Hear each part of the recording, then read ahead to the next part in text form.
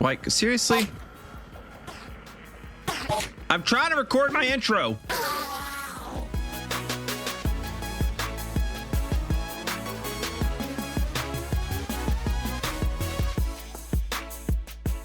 Hello everybody, Prowl here. I am here today to show you the definitive best way to mine and get ancient debris.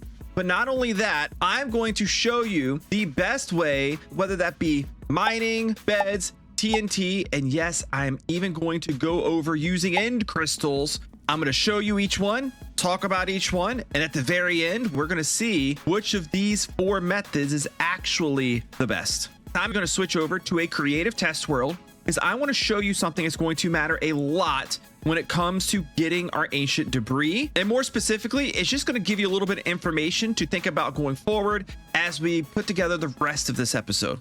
Okay, so to show you a few things first, really quick here, the number one thing that you need to know is what is the optimal level for getting ancient debris. I had this chart made for me a little while ago by a community member of mine named Crazy Breeze. And this chart basically shows you the level in which you can get ancient debris and the level in which lava is most prevalent. And if you focus in on the ancient debris part here, what you'll see is ancient debris is really prevalent between this area right here and this area right here. And then it starts to have a drop off as you go higher and as you go lower. So what I've done for you is represent this in Minecraft terms, everywhere between Y level 11 and Y level 18, actually technically even Y level 20 is your most optimal spot for ancient debris. But you start to run into lava lakes a lot above this point. So this is Y level 18, 19. At Y level 20 is when lava lakes start really coming in.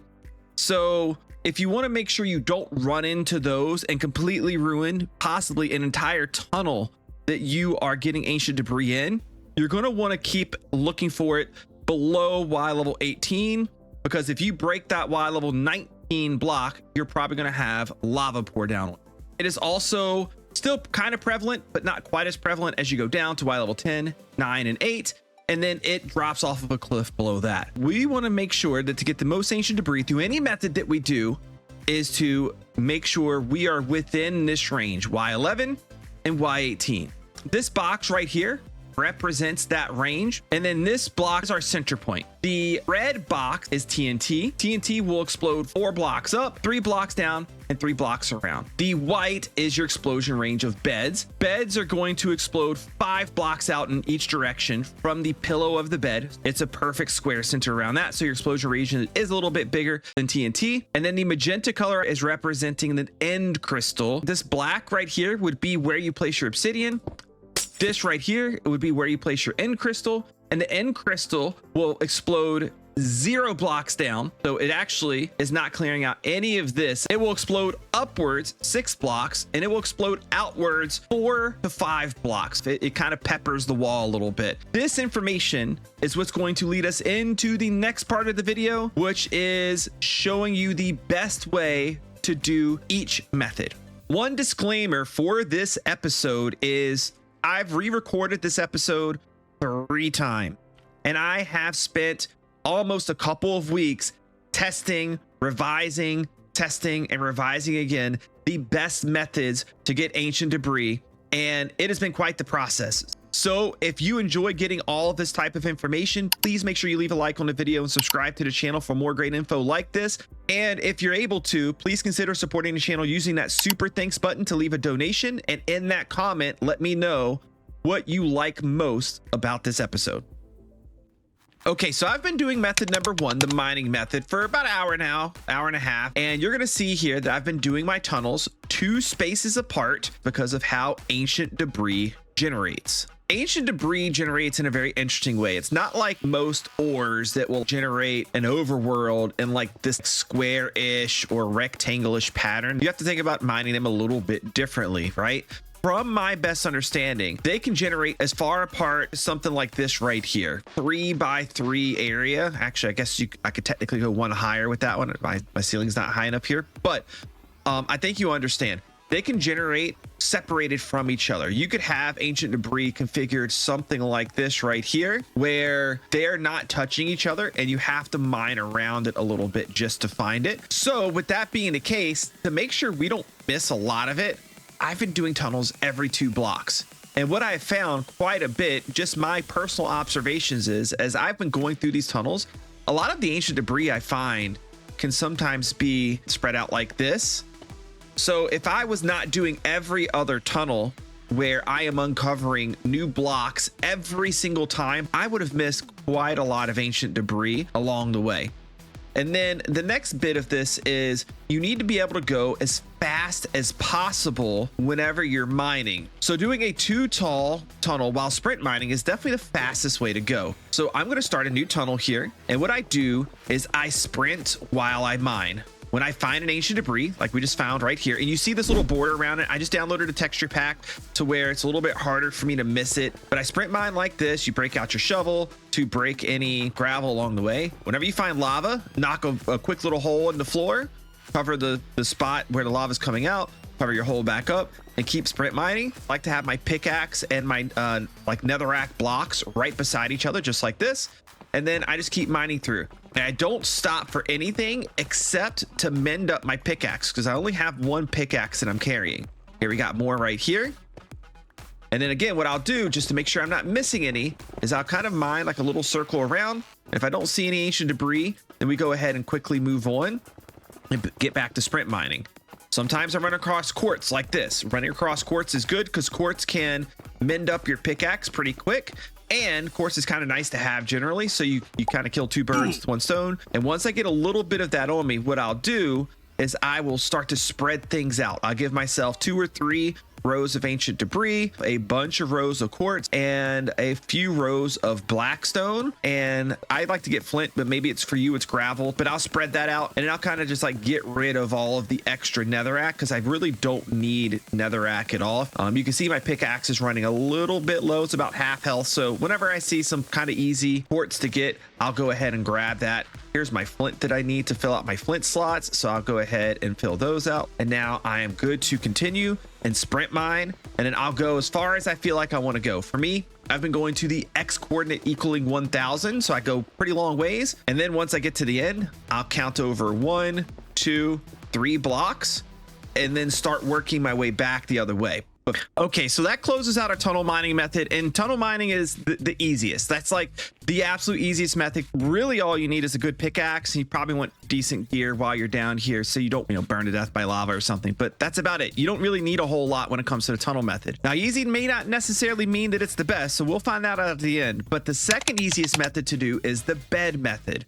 The bed method consists of using a bed, placing it down on the ground, and when you click on it to sleep in it, it makes an explosion. And explosions, they're pretty violent. They create fire everywhere. You're going to take damage because you have to click on it unless you position yourself in a very specific way, like below the bed. But then that takes a lot of time, and we don't want to do anything that causes us to take extra time. So instead, we're going to prepare a different way. We want to make sure we take as little damage from the beds as possible. So I'm going to put a piece of blast protection gear on. And instead of having my normal fire resist boots on, I'm going to wear protection boots. So we have 3 pieces of protection gear, 1 piece of blast protection gear, and that's going to keep us from taking a whole lot of damage when we explode the bed. We also don't want to take a lot of fire damage because you're going to uncover lava. There's going to be a lot of fire all over the place, including setting the block below you on fire, setting you on fire. So we're also going to end up taking with us some fire resist potions. So I'm going to use these as well. With every method that we use, we want to factor in what kind of additional things make that method take more time. And with the pickaxe, we kind of factor that in as we go because we break some quartz as we go to mend it up. Although technically you could skip that part by bringing multiple pickaxes, but I did not do that here. For beds, we're going to assume that you are ultra optimized. There's 2 ingredients that you need for beds: wood and wool. You can automatically farm both of these things, especially now with the new crafter block. You can make a bamboo farm, which we made a couple episodes ago. Definitely go check that out. And then you can make a wool farm, which I don't have yet, so I did manually get this wool myself. Now, What I'm going to assume here is that if you're going to use this method for anything other than getting your initial ancient debris to get your first netherite armor, you're probably going to have a farm set up. And not only are you going to have a farm set up, you can actually use the crafter to automatically craft your beds for you. And if you've been to the end to get shulker boxes like I have here, you could use a shulker loader to automatically load those beds into the shulker box for you. Basically automating the whole thing, meaning you have to use 0 time getting your beds because you've already got the farms for it, and you can just go pick up the shulker boxes and come in here to the nether. Now, because of that, I'm going to add 0 additional time for the bed method. That makes the bed method long-term one of the most efficient methods. But in terms of actually doing it, it's not really super efficient. And let me explain why. First of all, you remember in the beginning of the video, we talked about the efficient zone for getting ancient debris between Y levels 11 and 20, but technically Y level 18 because we don't want to pour lava on top of ourselves. Now, when you combine that with beds and their explosion radius, you want to be walking on Y level 13, and we're going to be placing our beds on Y level 14. So that'll be covering our super efficient like ancient debris zone of 11 to 18, actually going down to 10. So going into that like the second level of efficiency.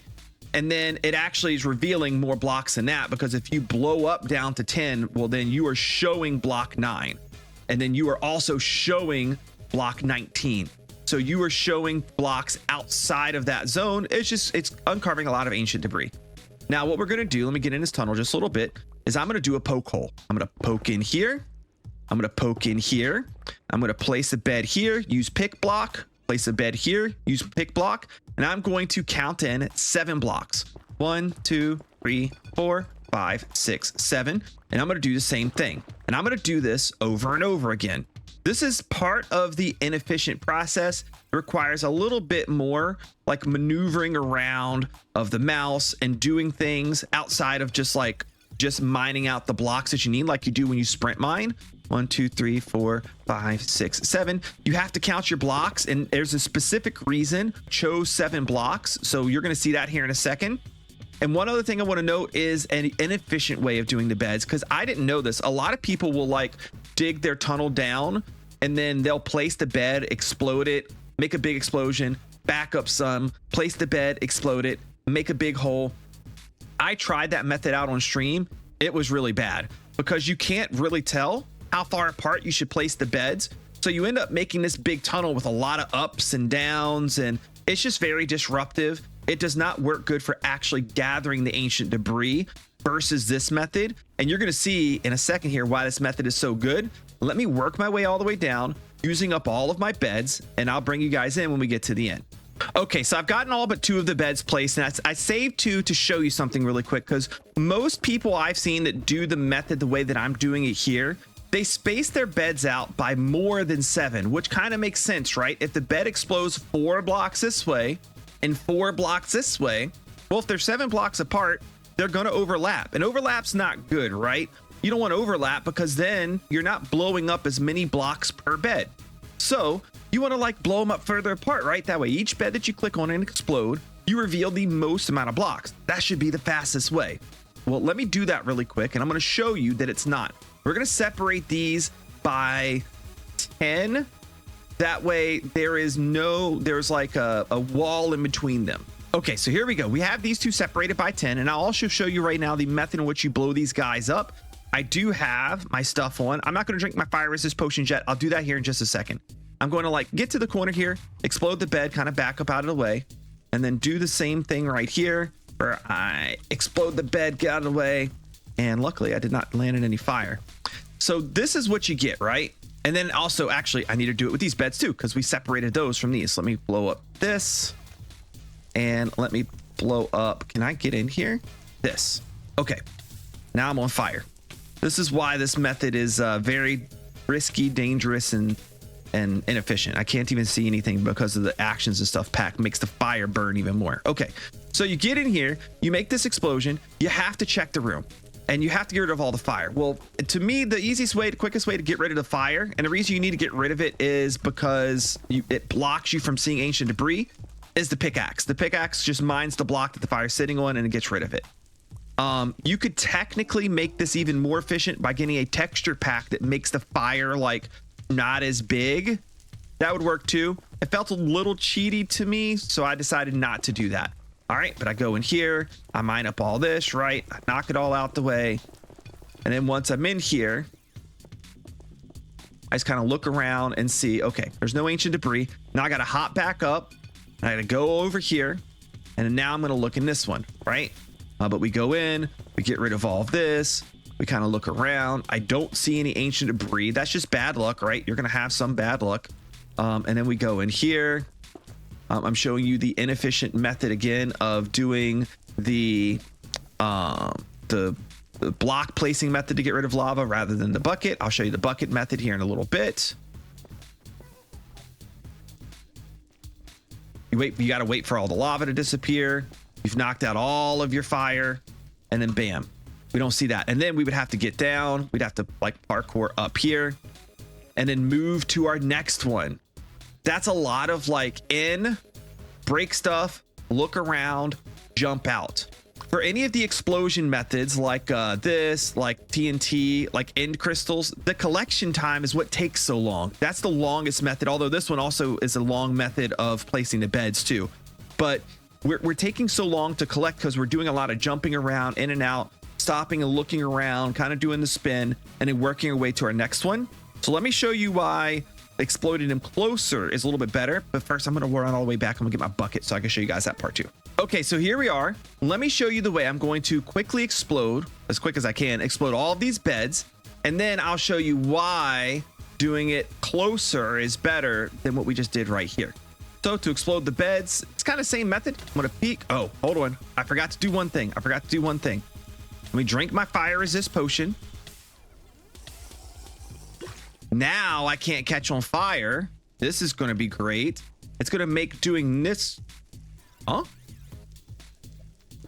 Going to make doing this part a whole lot easier. That was funny. That gravel tricked me. You see, I'm taking very little, almost no damage. I just covered up that hole by accident.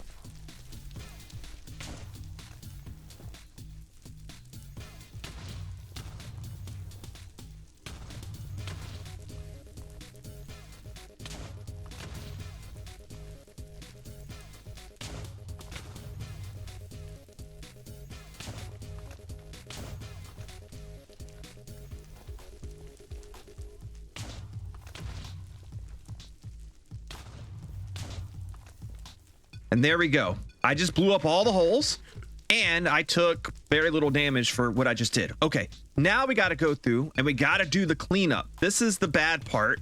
As I'm going to go through, let's see, I'm going to grab this lava right here with my bucket. Yeah, just super easy to jump up, grab it, dig like a little hole, put it in there or something and cover it back up. We need to get rid of all of the fire. But this is going to be what I like about this method the most. Look how what I'm left with really is just a long tunnel, actually technically two long tunnels, one on each side, right?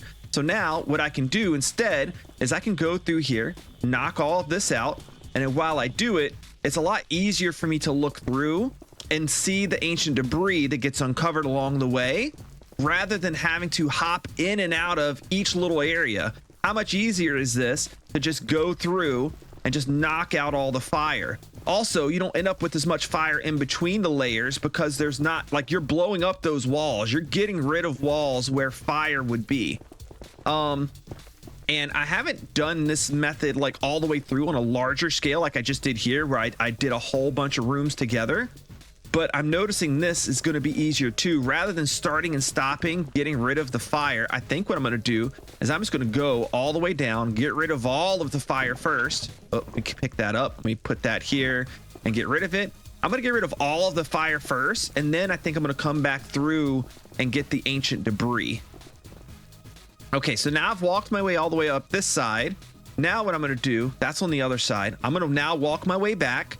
I'm going to collect the ancient debris. Remember, ancient debris is fire resistant. Can't be damaged or destroyed by fire. Can't be damaged or destroyed by lava. So you don't have to worry about it falling into anything. And as you can see here, I've exploded down to Y level 11, 10. Sometimes it got all the way down to 9. So we stayed in that efficient zone. Sometimes we're going to have ancient debris up here that we're going to have to pillar up a little bit to get, but we don't have to pillar far. We have to pillar a couple blocks up. It's not too bad. So we're going to do that and then work our way down our tunnel, and bam, we've got all the ancient debris from this side. And now I just repeat the process for the other side.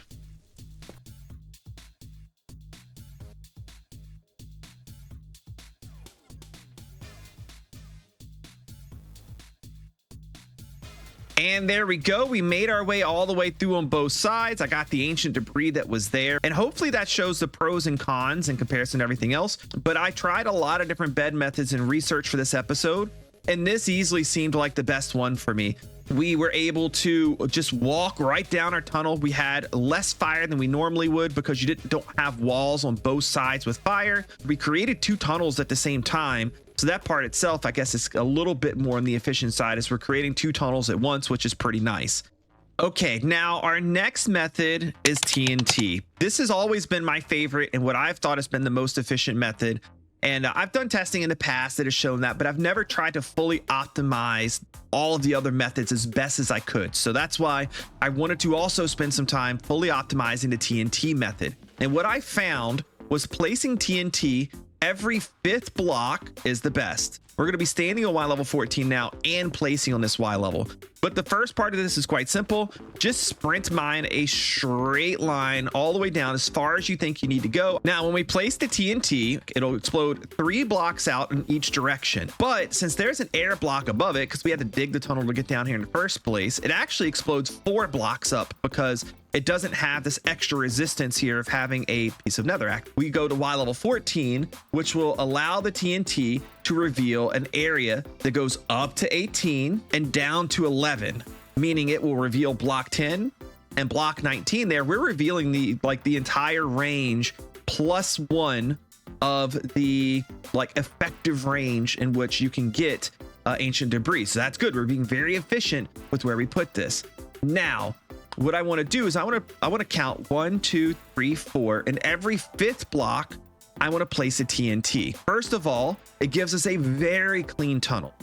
Second of all, when you place TNT closer together, what you end up getting is the TNT, as it chains itself down, it drops down lower and lower, meaning you have a higher vertical area exploded. You're blowing up more inefficient area, like where you get less ancient debris. And on top of that, you're making it so you are pouring down more lava on yourself. You have to jump up and down more. You have to pillar up to get the ancient debris that's up high. So do my method here and you'll see how the way the tunnel looks in a second. It's very nice and clean every 5th block. Okay, so with this method, it's going to be really nice to preferably have yourself a bow with flame on it. And even more so, this is one of the only instances where I will allow you to use infinity.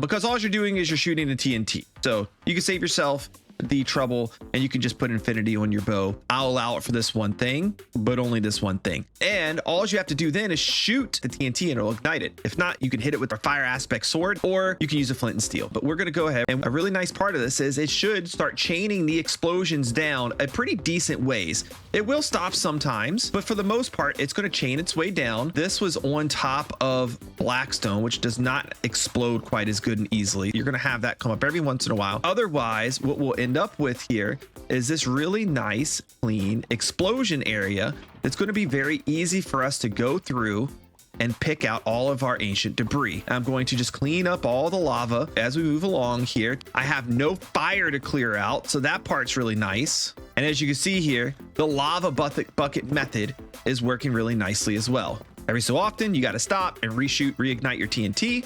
And finally, once you reach the end, you have yourself a pretty clean tunnel that you can now go down. You don't have to worry about mending up your pickaxe much because you're not really breaking a lot of blocks.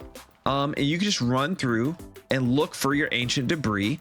And you can see, other than the spots where we had the blackstone get in the way, and also some spots where gravel fell down, it's a pretty clean tunnel. This is actually the least clean tunnel that I've seen out of all of them. And whenever you're getting your ancient debris, if it's on the edge of something, kind of like we did when we did the tunneling method, make sure you go down and go through and break the blocks around it, so you don't miss any ancient debris. If you don't see 3 of them, like we have 3 right here, I don't have to worry about any more because 3 is the largest cluster of ancient debris that you can have. Here's like a good example of how clean it is when you don't hit all of the messy stuff. So it's so nice of a way to do it, and it's so much better than any other TNT method, and I think even better than the bed method in terms of just how easy it is to go through and gather everything. Anyways, that's the TNT method. I want to show you a method that actually I don't have the means of doing it on the server yet. So instead of doing it on the server, I'm going to download a copy of the world. I'll go into creative mode, get myself the stuff I need, and still show you this method now and let you know what you need to be able to do it. But it's incredibly cool. And here we are in the creative copy, and this method is one that you probably haven't thought of. Do not skip this part. It's going to be crazy. It is the end crystal method. I'm gonna let you in a little secret. I'm actually recording this after I've already done the end crystal method because I learned so much about this method while I was trying to go through and do my timed sessions that I thought it would be worth it to redo this segment to give you more accurate information up front. Firstly, an end crystal takes several ingredients to make. You need a lot of glass, you need an eye of ender and a gas tier. And to make the eye of ender, you're gonna need ender pearl and blaze powder. And then also you're gonna need obsidian to set it on. So my first point, this is a very end game method, because to do this method in any kind of quantity, you're going to want to have farms to get all of the stuff. But first of all, let's talk about the end crystal. You're gonna need to farm things. Okay, you're gonna need to farm ghast tiers. You're gonna need a ghast farm. You're gonna need to farm ender pearls. You're also going to need to farm obsidian. Those can both be farmed through a bartering farm. For a bartering farm, you're going to need to feed it with gold, so you're also gonna need a gold farm. For blaze powder, you're going to need a blaze farm.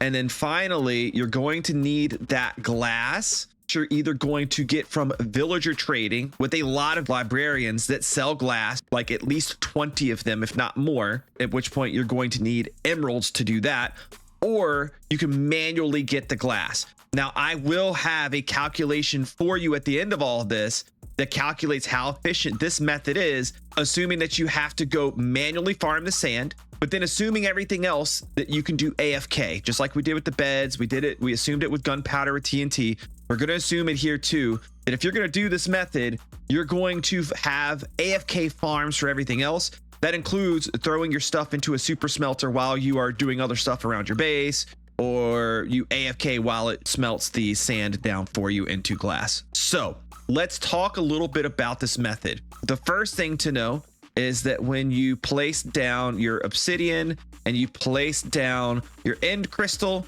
you're going to get back, you're going to shoot it with a bow. Any bow is fine. It's going to do an explosion, and it's going to do it in this manner. It does not explode down at all. It explodes around and up.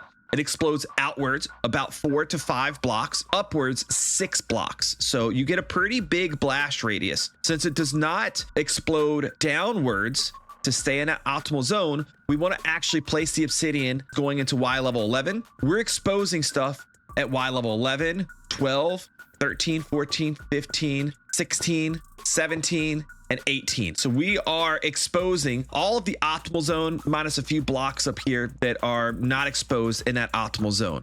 Now, the next thing to know is how far apart you should put the crystals. I have done a lot of testing and calculations to see how my tunnel area looks when I do this. And the way I think is the most efficient is to place them every 8th block. Now, end crystals immediately explode other end crystals around them. It's a very fast chain reaction. As you can see, it was instant, right? And then when you do this, you get this nice tunnel and you keep this consistency of the ceiling looking like this. If you put them further apart, you start to get more like segmented hallway like areas, but you'll end up having more of like tunnel entrances and you can't easily see down the whole thing. I'll show you what that looks like here in a little bit. If you put them closer together, you do explode outwards and upwards a little bit more because of just how those end crystals interact with each other, but then you are using more end crystals per area. So again, my calculation is every 8th block apart from each other. So you only have a small area in between the two different tunnels that you do. I recommend every 11th block apart from each other. And what that'll do is leave you on average 1 to 3 blocks in between tunnels, which means you're really optimizing how much ancient debris you're revealing without actually having any still lost in between. Now, doing this is not enough. I found a few things that made this method a lot slower the way I initially was doing it versus the way that we ended up doing it. So let me show you. When you explode these tunnels like this is what you get: lava everywhere. Even if you use fire resist potion so you don't burn, it's going to slow you down a lot. You have to get this lava up because look at all of the area it's covering. You could have ancient debris under this, right? You have to go through and get rid of all of this. It takes up a lot of time and it makes this method very inefficient. And as you can see, there's a lot of lava. But also, as you can see, these tunnels, they're very cool. I love the way that they look. My method initially was this. I would go through with a bucket and a block in hand. I would work my way all the way down, getting rid of all of the lava first, and then I would come back through and then mine up my ancient debris. On average, it was taking me about 35 minutes to do a tunnel that was just under 1,000 blocks all the way down and all the way back. On top of that, placement itself was just a real big pain in the butt. So you start out kind of doing what you did with the mining method. You just sprint mine down, and then as you come back through, you break a block, you place obsidian, you place end crystal, and you continue to back up. 1, 2, 3, 4, 5, 6, 7, 8th block. You have to count 8 blocks, place and place, right? Now, if your inventory is full, one thing that's going to happen is you're going to have items sitting on top of your obsidian. And for whatever reason, the game, it won't let you place end crystals down like that. So then what I had to do was this. I'd have to count down 1, 2, 3, 4, 5, 6, 7, 8. I would mine down 2 because my inventory was constantly full from all this mining. And then I would place this down, and then I would keep doing that. And then when I got to the end, I would do my explosion method, and then you get your tunnel like this, and then you have your eventual lava flows that flow everywhere. So this method was inefficient. So me and chat, we optimized that part, and we optimized the part of lava flowing everywhere all over the floor. So instead, what we would do is we would dig one down, and we would dig a 3 high tunnel like this. So you can't sprint mine it, but you can walk and do this, right? Just like any other tunnel, if you run into lava at any point, knock a hole in the floor, plug it with a piece of netherrack, and keep on going. Now, on your way back through, you just place your obsidian down. You can click your end crystal against it as long as it doesn't have any netherrack on top of it like that one piece did. You won't have that happen anymore as you go down. And now you have to count your 1, 2, 3, 4, 5, 6, 7, 8, and then click, and then you keep on going. This way, not anywhere near as bad because you're only moving your mouse a couple times. You don't have to spend that little bit of time mining and then clicking over. And I found it easier to just back up, count, and do it. Also, another tip I found, go into settings, go to your video settings, and then take this option, outline selection. Outline selection gives you this little black, like super thin outline around stuff. I did not know this, but when you go into video, and if you turn that off, instead it highlights the block for you. It's a little bit easier to count the highlighted block than it is to count the outline. And if you go fast, if every so often you have 2 that are 7 blocks apart or 2 that are 9 blocks apart, it's not a big deal to just chain your way through. Now, I don't need to explode this because instead what I would like to show you is the end result of this, because I've already done a long tunnel that was like about 400 blocks long over here. So what I would do, I'd have my elytra on, I would drink a fire resist potion, I would fly all the way to the end, try to not run into walls and stuff. You're gonna have stuff to hit every once in a while. And then once I get to the end here, these trenches you're going to see in most cases help me get rid of a lot of the lava. And what I would do is I would just run through, scoop up the lava and throw it in the trench. I would go forward and get a couple, look back. Okay, we're good, right? This is the reason for the trench. Any lava that comes from anywhere except for the very edge will actually path as quickly as it can to the trench and not give you this big, huge area of lava around. So I was very easily able to just kind of go through just like this, scoop it with a bucket, throw it in a trench, scoop it with a bucket, throw it in a trench. Ancient debris does not burn in lava, so I can break that down right there. You see we have a little bit more right here. I can just very quickly grab that, throw it in a trench, grab my ancient debris here. As I move forward, just kind of look, okay, I know I'm good with that, and I can now keep moving. So now I'm not wasting a lot of time removing lava because it's so hard to do. Instead, I can just get as close as I can, grab it, throw it in the trench, and then keep on moving and look back. And this process was so much easier and quicker. And it actually made it to where instead of clearing a 800 block long tunnel in 35 minutes, it literally trimmed 10 minutes off of my time, making me take 24 to 25 minutes. And if you want to know in comparison to TNT, it was taking me about 28 minutes to do the same length tunnel. Not per ancient debris yet. We're not talking about that yet. Per tunnel, it ended up being faster than even doing TNT. And you're now probably wondering, okay, Prow, you've tested all 4 methods. You made them as optimal as possible. What are the results? Pick mining was the first thing that we did.